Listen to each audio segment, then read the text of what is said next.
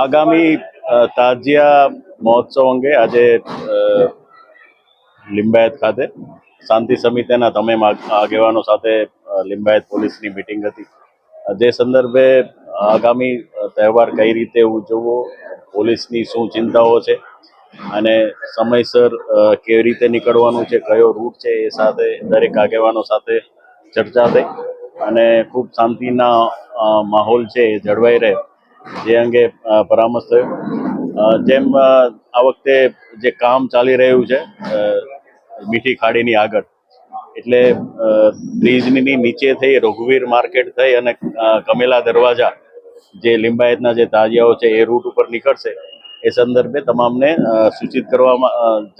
સૂચના આપવામાં આવેલી છે અને જાણ કરવામાં આવેલી છે। તમામ આગેવાનોએ પોલીસને ખાતરી આપેલી છે કે ખૂબ જ શાંતિપૂર્વક અને શિસ્તપૂર્વક નિયમોનું પાલન કરી અને આગામી તહેવાર છે જુલુસ છે કાઢવામાં આવશે। મારું નામ કેસરી પિરજાદા, લિંબાયત તાજિયા કમિટી જનરલ સેક્રેટરી। આજ રોજ અહીંયા લિંબાયતમાં શાંતિ સમિતિની એક મિટિંગ મળી હતી, જેમાં એસીપીસીની અધ્યક્ષતામાં મિટિંગ બોલાવવામાં આવી હતી, જેમાં લિંબાયતની તાજિયા કમિટી, પરમિટ હોલ્ડરો તેમજ લિંબાયતના હિન્દુ મુસ્લિમ અગ્રણીઓ અહીંયા હાજર રહ્યા હતા।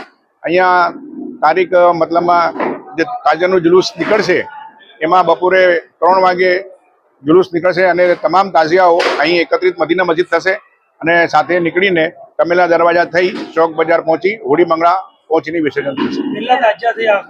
આ વખતે 57 પરમિટ ભરવામાં આવી છે। તાજિયાની જે પરમિટ છે તે 57 પરમિટ ભરવામાં આવી છે અને 57 તાજિયાઓ અહીં લિંબાયતથી નીકળશે। કમેલા દરવાજા જે મેઇન રોડ બંધ છે તે કમેલા રેલવે ગન્નારાથી, જે રઘુકુલ રેલવે ગન્નારાથી ભાટેના બ્રિજની સાઈડમાંથી તાજિયા નીકળશે અને કિન્નરી સિનેમાથી સુરતના મેઇન તાજિયા જુલુસમાં સામેલ થશે।